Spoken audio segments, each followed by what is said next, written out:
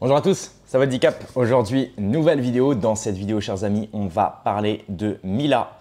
Mila, pour ceux qui ne la connaissent pas, elle avait fait énormément de buzz il y a quelques années. C'était à l'époque 2021, si je ne me trompe pas, 2021-2022, où elle avait fait une vidéo dans laquelle elle rentrait d'une petite promenade quotidienne. Elle venait de se faire, oui, voilà, elle venait de se faire, disons, déranger par deux personnes qui étaient d'une certaine origine. Et donc, elle s'en était un petit peu plaint sur les réseaux sociaux, de manière un petit peu pas très intelligente, puisqu'à l'époque, elle devait avoir 16-17 ans. Donc forcément, elle a usité d'un langage peu correct, qui fait que, évidemment, c'est une vidéo qui a été relayée, qui a fait des millions de vues, qui lui a valu des passages sur des plateaux télé, où elle a dû plus ou moins s'excuser, mais sans trop.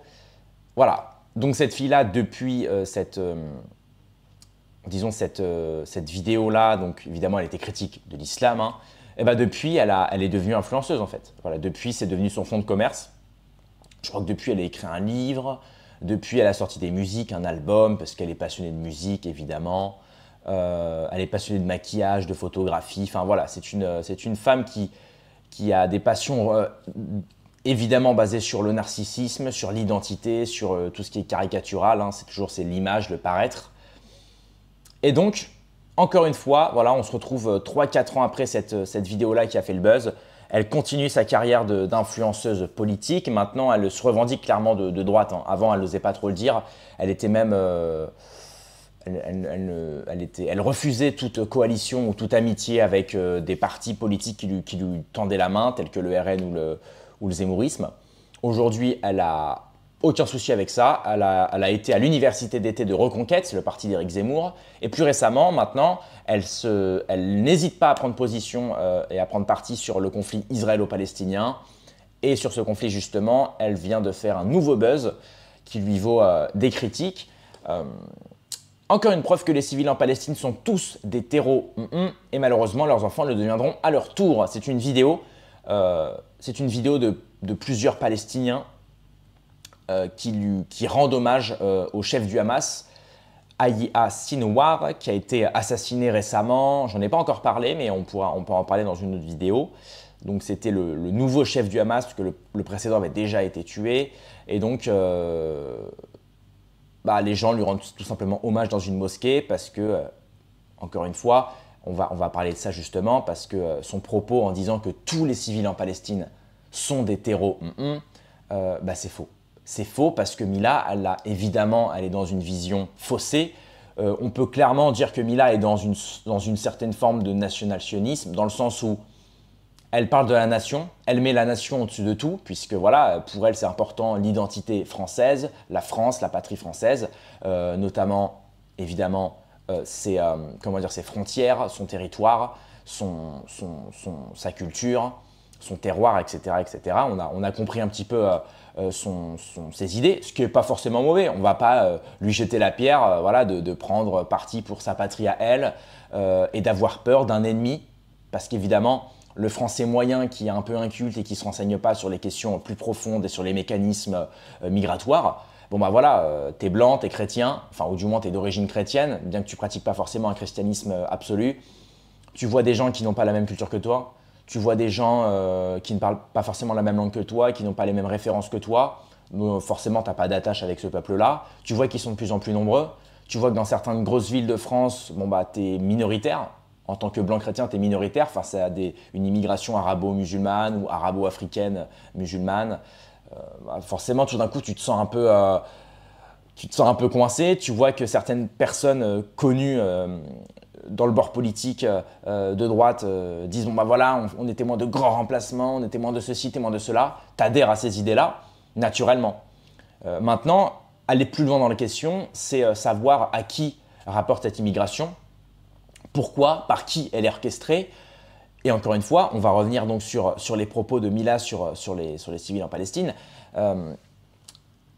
Alors, imaginez 2 secondes si demain, je me pointe chez vous, dans votre baraque, dans votre maison, je toque chez vous et je dis écoute, j'ai entendu des voix. Il y a une personne divine qui m'a ordonné qui m'a ordonné le devoir de te récupérer ta maison, parce qu'en fait c'est la mienne. Cette voix divine, cette voix que j'ai eue dans ma tête m'a dit que c'était ma maison. Donc je vais devoir te faire partir d'ici et maintenant c'est chez moi. Bon bah évidemment, tu te dis c'est n'importe quoi, je veux dire, c'est exactement ce qui se passe en Palestine. Alors évidemment, c'est caricaturé et vulgarisé la manière dont je l'ai dit, mais c'est un peu ça. C'est un petit peu ça dans le sens où les Palestiniens juifs, Palestiniens chrétiens, Palestiniens musulmans, Palestiniens non religieux, bien qu'il y en ait peu, vivaient très bien entre eux, il y a encore plusieurs années. Et d'un coup, une communauté qu'on peut appeler, que Youssef Indy appelle dans son dernier livre Comprendre le conflit israélo-palestinien, il les appelle les Juifs les Palestiniens du Nouveau Yishuv, ou les Juifs du Nouveau Yishuv.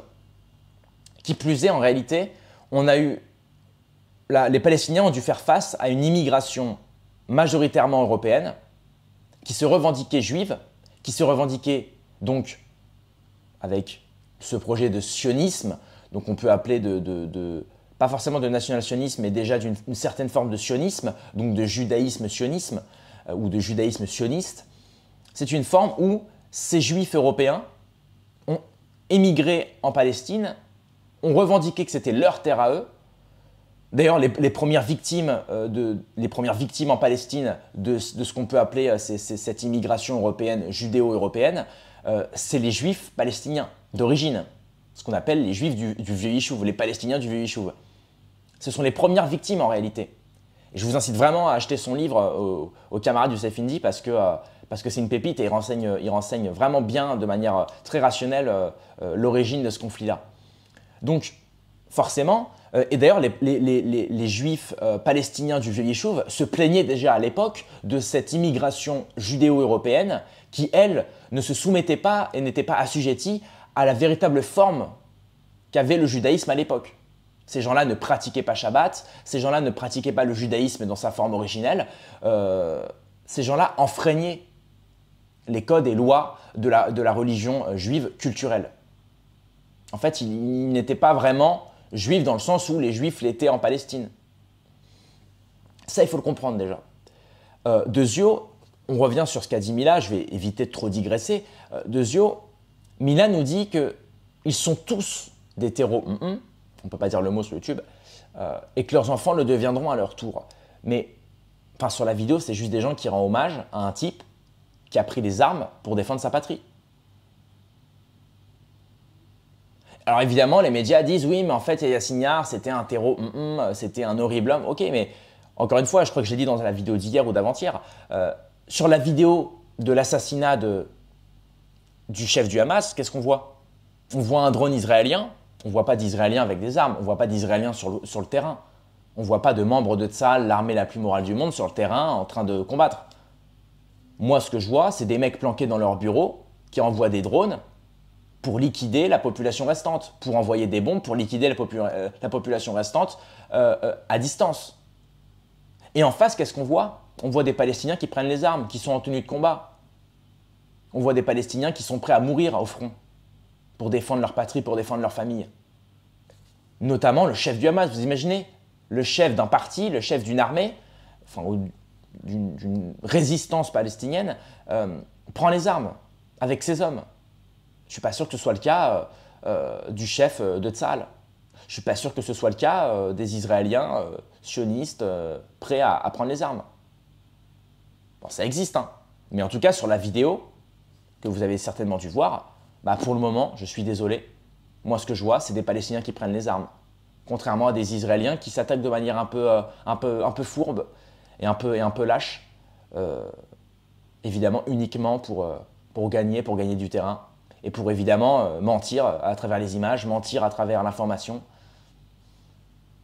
Et encore une fois, Mila n'a pas le niveau. Deuxièmement, je voulais revenir sur autre chose. Parce que Mila, en fait, elle est aujourd'hui une des nouvelles têtes d'une nouvelle droite.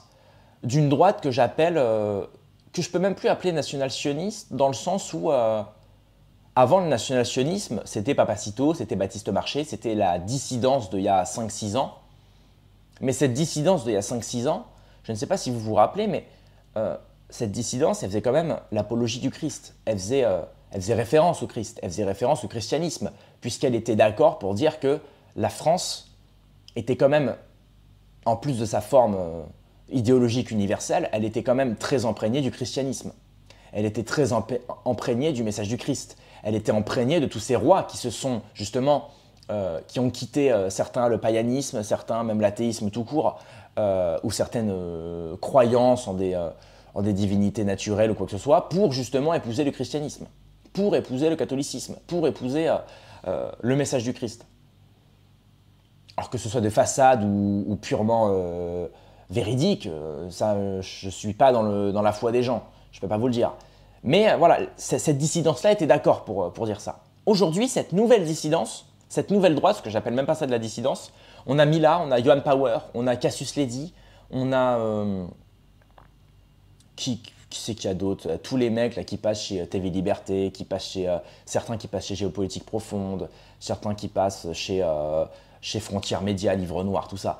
Toute cette droite-là, c'est une droite qui aujourd'hui est critique de l'islam dans sa forme religieuse. C'est-à-dire qu'ils sont critiques de l'islam parce que c'est une religion et que pour eux, la religion, elle abrutit les gens. Pour eux, la religion, elle illétrise les gens. Pour eux, la religion, elle aliène les gens, dans le sens où ça les dépossède d'une certaine liberté qu'ils pourraient avoir en épousant l'athéisme républicain. Parce que le souci, c'est que, on prend l'exemple de Cassius Ledy. Cassius Ledy, elle est très critique de l'islam, vous le savez très bien. Cassius Ledy, et tout comme Mila, sont très critiques, par exemple, du christianisme aussi. Parce que ce sont des fervents athées, des fervents républicains, laïcisés, qui vous invitent justement à dire « soyez critiques de toutes les religions et épousez l'athéisme, épousez la laïcité, parce qu'elle vous rendra libre. » Mais la laïcité, l'athéisme et le républicanisme ne vous rendent pas libre au sens expressionnel, au sens expressif. Aujourd'hui, et c'est pour ça que je voulais qu'on enchaîne sur cette deuxième vidéo, aujourd'hui, vous ne pouvez pas être critique, par exemple, d'une certaine forme du judaïsme. On peut être critique du judaïsme sur d'autres formes. Par exemple, critiquer certains textes de la Torah, pourquoi pas? Bon, ok. Être critique de certains agissements de la communauté juive, pourquoi pas? Ça va pas vous... Ok, vous pouvez le faire. En revanche, dès qu'on commence à être critique du judaïsme dans sa forme la plus profonde, dans sa forme la plus extrême, par exemple du Talmud. Moi, par exemple, j'ai fait un TikTok où je récite des versets du Talmud. Cette vidéo est aujourd'hui bannie. Certains, aujourd'hui, ont dévoilé le véritable visage de l'entité sioniste dans sa forme judéo-sioniste, notamment la politique extrémiste de Netanyahou. Certains se voient aujourd'hui perquisitionnés à leur domicile. Certains se voient aujourd'hui arrêtés. Certains se voient complètement réquisitionnés, condamnés. On a le cas notamment de Rima Hassan.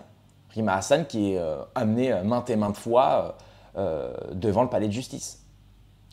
On a évidemment d'autres aussi dont vous connaissez le nom. Hein, la dissidence d'il y a 10-15 ans qui a été très critique du sionisme, très critique d'une certaine forme du judaïsme qui était extrémiste et qui se sont vus boycottés, bannis des médias. Et c'est pour ça que je voulais qu'on voit cette vidéo de Jean-Michel Apathy qui nous dit ça.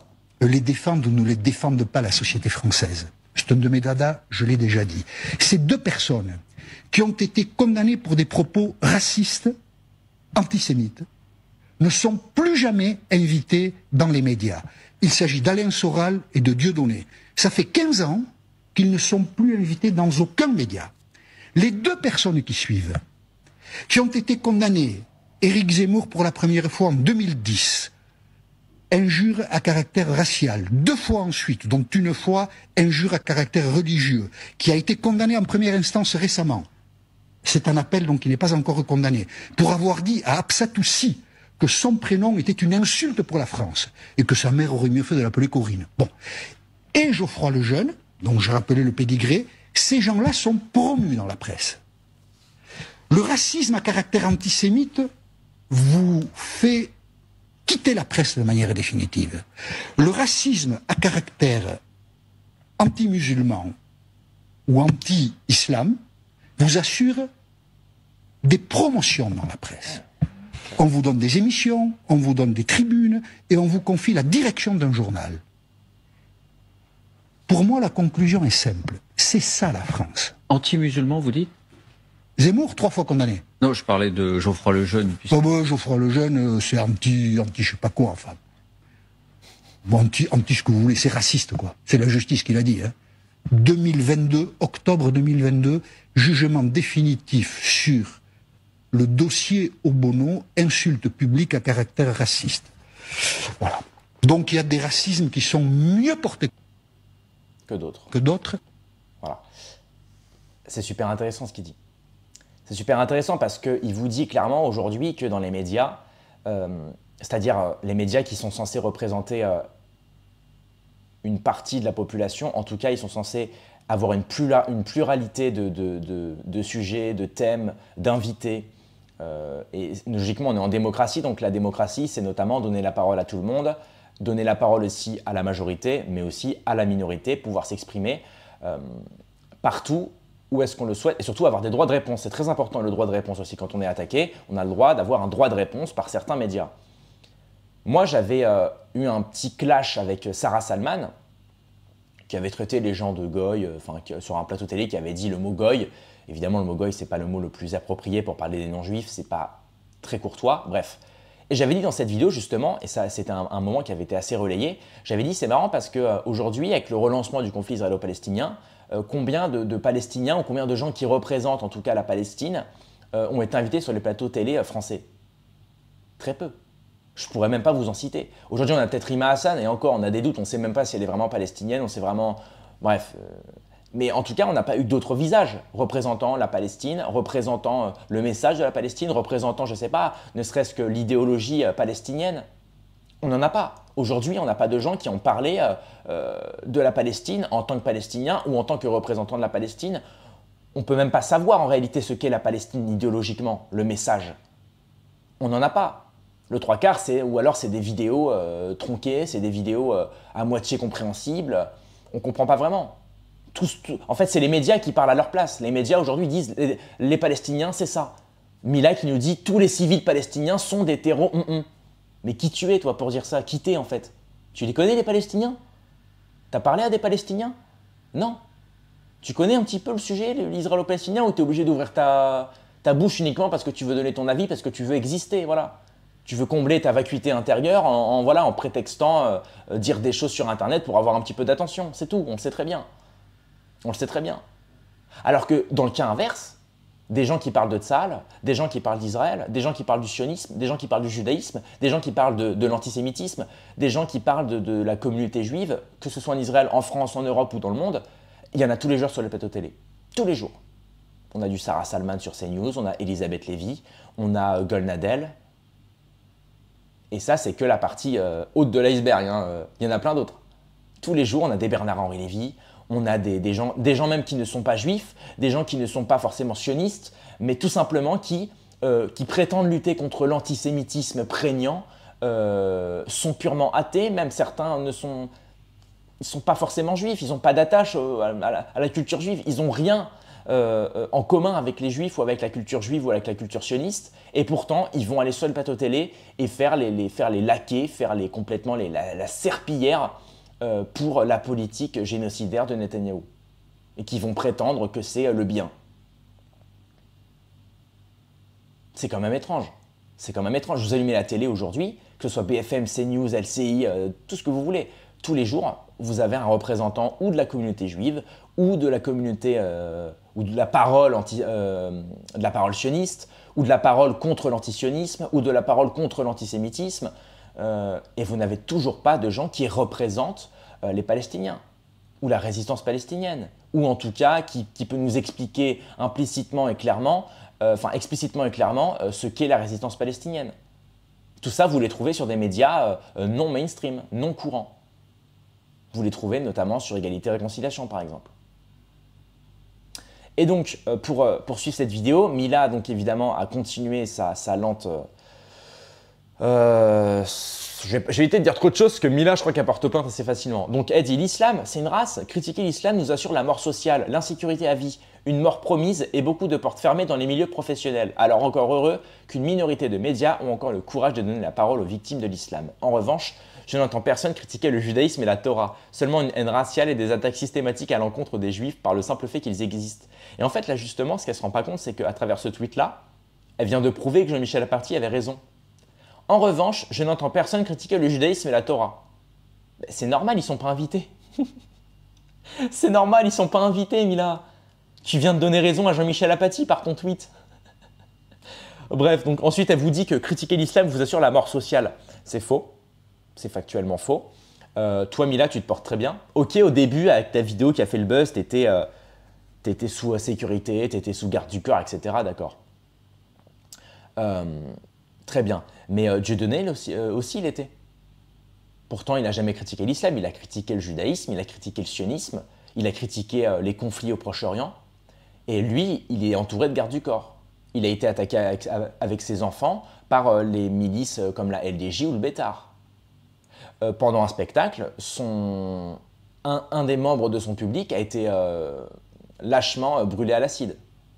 Des gens, des gens de certaines milices communautaires ont jeté de l'acide à la tête de ce mec, enfin, ou de cette personne-là qui a été brûlée. Soral, pareil, a été attaqué pendant qu'il faisait signer son livre à une librairie. Des gens ont été tabassés, matraqués à ce rendez-vous-là. Et ça arrive des tonnes de fois. Bon. Alors, je ne dis pas que ça n'arrive pas sous l'islam, évidemment, mais c'est pas pareil. C'est pas organisé de la même manière. C'est pas organisé de la même manière. Donc, voilà, elle dit, je n'entends seulement... Donc en fait, pour elle, elle n'entend pas de critique du judaïsme et de la Torah, parce que pour elle, dès qu'on commence à parler de la communauté juive, ou en tout cas d'une certaine forme du judaïsme, pour elle, c'est des attaques systématiques à l'encontre des juifs par le simple fait qu'ils existent. Alors, ça ne vole pas très haut, Mila. Ça ne vole pas très haut. En plus, ça parle de haine raciale. Bien, voilà. Donc, moi, je me demande, suite à ces deux tweets-là qui ont fait parler d'elle, moi, je me demande si Mila, en réalité, là, elle n'a pas compris qu'elle avait une petite place à choper à TPMP ou une petite place à choper chez Livre Noir ou chez un média un petit peu sur une ligne, on ne va pas se mentir, une ligne national-sioniste qui fait semblant de mettre la nation en avant pour les intérêts sionistes. C'est ça, le national-sionisme, hein, je rappelle. Moi, je trouve ça bizarre. Moi, je pense qu'elle veut une place. Parce que là, depuis quelques jours, ça fait quelques jours qu'elle ne fait que des tweets anti-islam, pro-sioniste, où elle fait volontairement l'amalgame entre les Palestiniens civils et les Palestiniens résistants. Elle fait volontairement l'amalgame. Et pour moi, c'est qu'elle veut clairement se faire remarquer par certainement certaines personnes qui sont dans ce qu'on appelle l'opposition contrôlée et qui pourraient lui offrir une petite place de chroniqueuse, une petite place de journaliste. Et moi, je vous dis, rendez-vous dans 3 mois. Rendez-vous dans 3 mois, on reprendra cette vidéo. Je pense que dans 3 mois, elle est dans un média ou elle est sur un plateau télé, elle est chroniqueuse, elle a sa petite place. Vous verrez, vous verrez. Mais moi, je voulais rappeler aussi ce que c'est Mila. Parce qu'au-delà de ça, Mila, Mila, vous avez compris maintenant, c'est comme je vous l'ai dit, une égérie de cette nouvelle droite. Mila, c'est le nouveau visage de ce qu'on peut appeler le national-sionisme. Ce qui est marrant, c'est qu'il y a quelques années, moi j'en avais fait une vidéo à l'époque, Mila, sur son Instagram, elle avait mis une story. Pour ceux qui seraient intéressés, je vends des culottes et chaussettes portées et odorantes, avec à l'intérieur un petit mot écrit sur une carte, plus une belle trace de rouge à lèvres. Comptez sur moi pour la discrétion, le respect de votre anonymat et l'envoi rapide. Envoyez un message si vous êtes intéressé. Elle a mis pour ceux qui critiquent, voilà, business is business, l'argent c'est l'argent, chaque client se respecte. Donc elle vous dit que l'islam c'est mauvais. Elle vous dit que le christianisme c'est mauvais. En gros, elle vous dit une personne qui est dans la foi, une personne qui prie matin et soir. Comme disait Gandhi, la prière c'est la clé du matin et le verrou du soir. Une personne qui pratique sa foi discrètement, pieusement, qui fait pas de mal à personne. Une personne qui préfère se référer à des écrits dans des livres plutôt à un discours qu'on peut entendre à la télé, un discours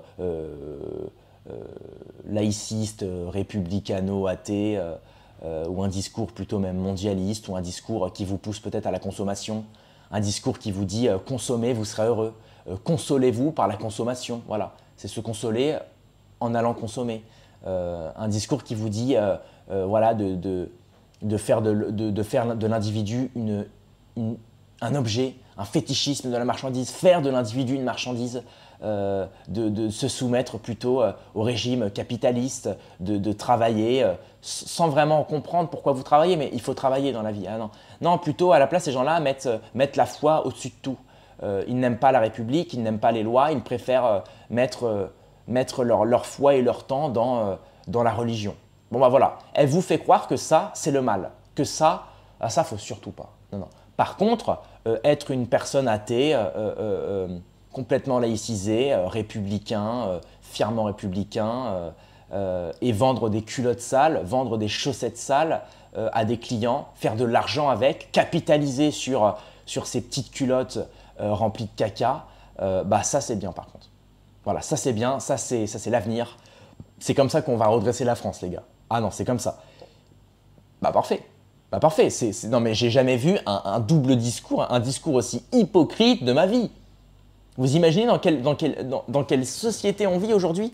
Ces gens-là, en plus, ce qui est hypocrite, je ne sais pas si je l'ai dit au début de la vidéo, mais ce qui est hypocrite quand même, c'est que Cassius Ledy, Mila, Yohan Power, tout ça, c'est les gens qui sont critiques de certaines paroles de l'islam. Par exemple, qui dit dans l'islam, avec l'histoire avec Aïcha, l'histoire qui dit aussi que l'islam, c'est une religion de conquête qui veulent tuer tous les mécréants, tous les gens qui ne se soumettent pas à l'islam, etc., etc. Encore une fois, on n'est pas d'accord sur ça parce que aujourd'hui, l'islam qu'on a en Occident, c'est un islam libéral qui va dans le sens du capitalisme, qui va dans le sens de la marchandise.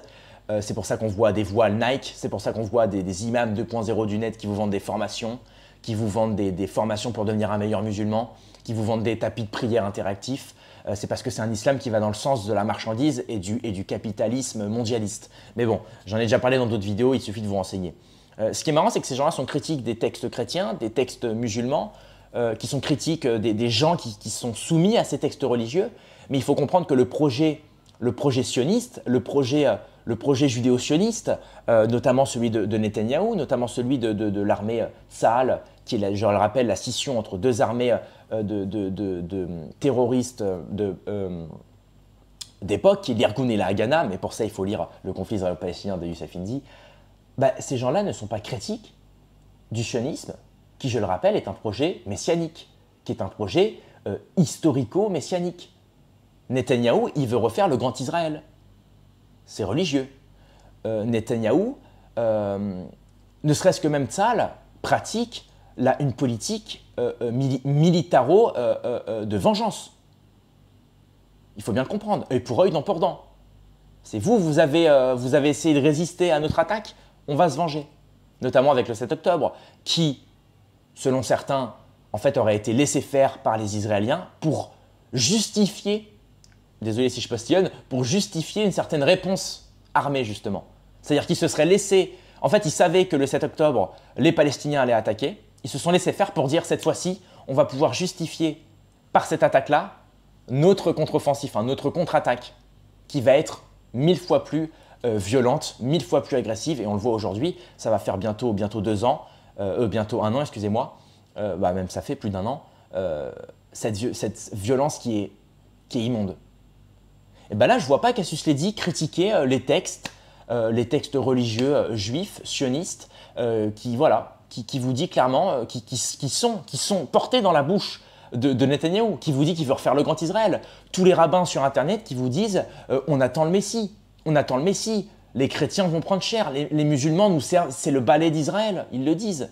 Ils disent c'est très bien que l'islam vienne en Europe et en Occident, c'est le balai d'Israël, ça va nous permettre justement de créer de la haine chez les Occidentaux, chez les Blancs, pour pouvoir justifier justement nos attaques en Palestine. Ces gens-là, pareil, vous disent aussi, il y a cette vidéo qui est très connue, bien que ça ne représente pas tous les juifs, évidemment, on le reconnaît, mais il y a des rabbins, ou du moins des gens qui paraissent être des rabbins, qui vous disent qu'une fois que le Messie va arriver, chaque juif aura 1200 esclaves goy à son service pour faire le boulot, pour faire les petites tâches. Et lui, par contre, voilà, c'est quand même un peuple qui vous dit, c'est un peuple, encore une fois, je ne parle pas de tous les juifs, notamment de ceux qui servent Netanyahou et la politique tsahalienne, qui vous disent que ce sont le peuple élu. C'est des gens qui vous disent que Dieu les a choisis comme peuple élu et qu'ils sont au-dessus de vous. On est sur une hiérarchie, même pas religieuse, limite raciale, puisque juif c'est aussi une race, selon certains, si on prend le judaïsme dans sa première forme. Donc c'est quand même étrange. Cassius Ledy n'est pas critique de ça, Mila n'est pas critique de ça.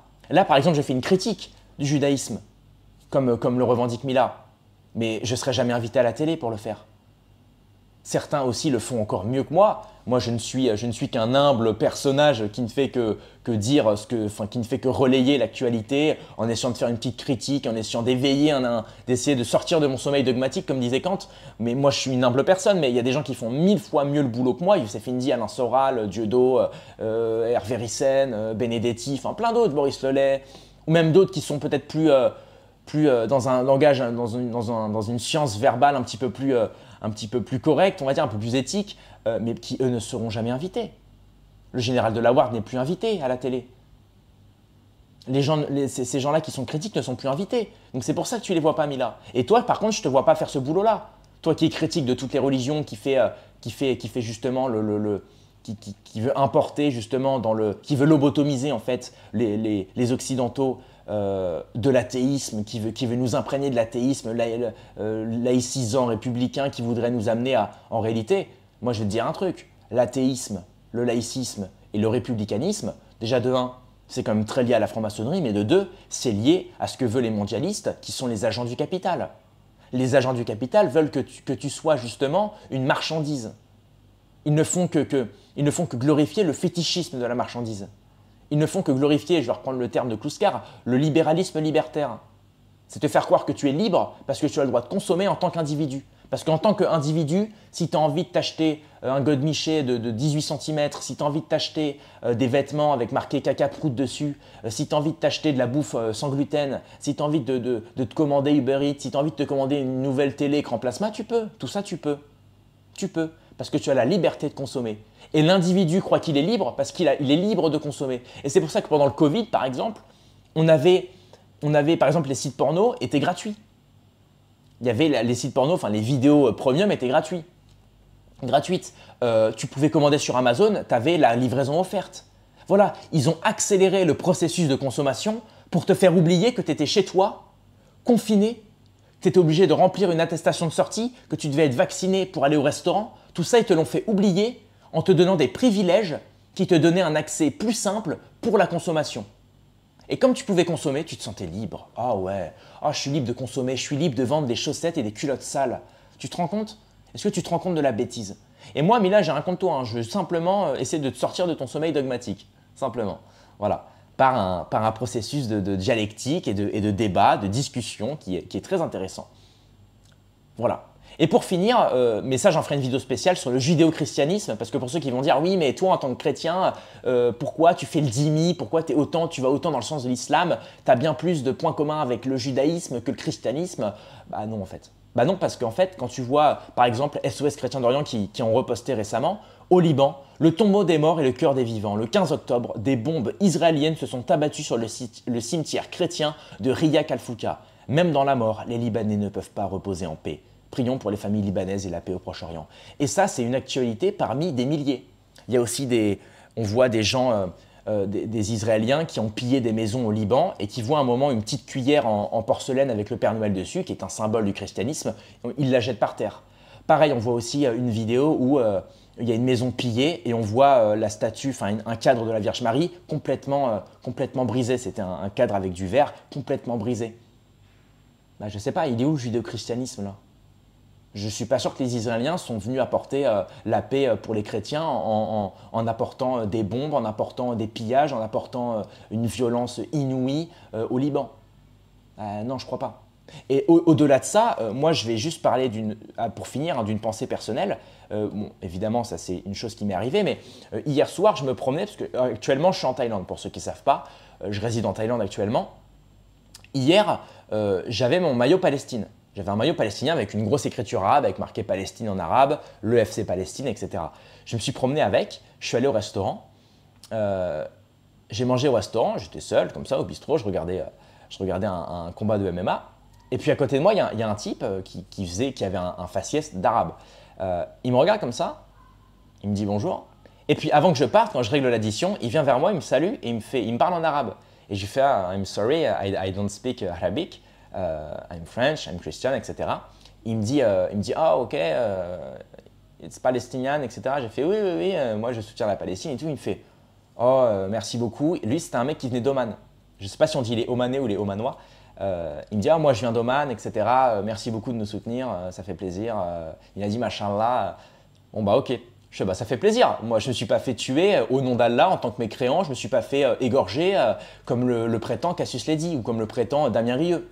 Bon, surprise. Je me dis, c'est peut-être que un. Peut-être qu'avec de la chance, d'ici la fin de la soirée, je vais me faire égorger peut-être. Je me promène, je vois 2 Pakistanais qui me sifflent. Je me retourne, il me dit de venir comme ça. Il me serre la main comme ça. Il me fait Palestinian, Palestinian.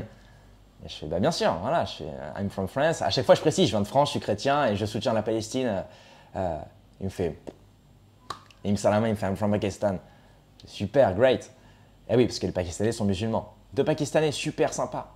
Là, c'est le bon côté du mondialisme. Voilà. Et ça, c'est ce que le mondialisme ne veut pas. C'est ce que la droite nationaliste ne veut pas. C'est qu'un chrétien et un musulman se serrent la main, peu importe du pays dans lequel il vient. L'amour universel du Christ est plus grand que ça. Il est plus grand que ça. Le message universel musulman est plus grand que ça. 2 mecs qui se serrent la main, un chrétien, un musulman qui se disent « Vive la Palestine » et surtout, parce que c'est pas forcément « Vive la Palestine » en réalité. Le message derrière, c'est en lutte contre l'État sioniste qui veut nous apporter tout un désordre au Moyen-Orient, au Proche-Orient et en Occident, qui veulent importer un conflit qui ne nous concerne pas en réalité. C'est ça derrière. Et tout ça, ça a duré toute la soirée. Pareil, j'ai fini la soirée, après avoir mangé au restaurant, j'ai fini la soirée sur… c'est une rue pas loin de Walking Street, pour ceux qui connaissent, vers Pattaya, là où je réside. Juste à côté, parce que Walking Street, c'est la rue un peu où il y a du bruit, il y a des boîtes de nuit, ça, c'est pas trop mon truc. Mais quelques rues derrière, il y a des petits marchands de rue qui vendent des fruits, etc. Avec une grande terrasse. Donc moi, je suis parti me prendre une petite planchette de mangue. Et là, pareil, un couple, une femme voilée, avec un homme assez costaud, pareil, faciès arabe, je ne sais pas du tout d'où il venait, là j'ai pas discuté, mais la femme voilée, je sens qu'elle me regarde comme ça et elle dit un truc à son mari en me pointant du doigt. Donc moi je les regarde, je leur souris et le mec il me regarde, il me sourit, il me fait comme ça. Voilà. Et évidemment, comme ils ont des faciès arabes, je suppose qu'ils sont musulmans. Donc encore une fois, je ne me suis pas fait égorger au nom d'Allah, je ne me suis pas fait égorger parce que je suis un mécréant chrétien, bah non en fait. Bah non. Et surtout que dans la religion musulmane, le Christ, c'est quand même un de leurs prophètes. Hein. Donc bon. Et c'est là où je différencie ce qu'on peut appeler effectivement un islamisme subventionné, commandité, armé, qui est effectivement un islamisme de terrain qui appelle à la guerre, qui appelle à déstabiliser certains peuples. Mais il faut bien comprendre que cet islamisme terroriste, comme le disent certains, oui, en Occident, on en est victime. Bataclan, Charlie Hebdo, etc. Bien sûr, Hyper Cacher, d'accord, très bien. Mais statistiquement, qui sont les premières victimes de ce terrorisme musulman? Les Irakiens, les Syriens, les Libyens. Et c'est quoi ces populations? C'est pas des Arabo-musulmans? Donc les premières victimes en fait du terrorisme islamique, c'est les musulmans. Bah, c'est bizarre, dans un projet de conquête où ils veulent rétablir un islam universel, où ils veulent que des musulmans, les premières victimes de ce terrorisme musulman, c'est des musulmans. C'est bizarre quand même. Et c'est là où tu comprends qui commandite, qui est derrière, qui orchestre tout. Moi, je ne sais pas, hein, j'ai pas la science infuse. Moi, je pose la question. Moi, je ne pense pas que ce soit des musulmans pieds honnêtes qui commanditent ça. Mais bon. Et je finirai sur ça. Donc, Mila, elle a encore du boulot. Mais c'est bien, tu veux ta petite place et tu l'auras. Rendez-vous dans 3 mois. Moi, j'ai choisi l'honnêteté, j'ai choisi la vertu, j'ai choisi l'éthique, j'ai choisi le réveil du sommeil dogmatique. Bon, bah voilà, faute à moi, j'aurais peut-être dû faire le laquais sioniste pour passer à la télé. Mais moi, je veux plus que ça. Voilà, c'est tout pour cette vidéo. Rendez-vous dans quelques heures à demain pour une prochaine vidéo. Paix et amour sur mes amis et mes ennemis, et surtout sur mes ennemis.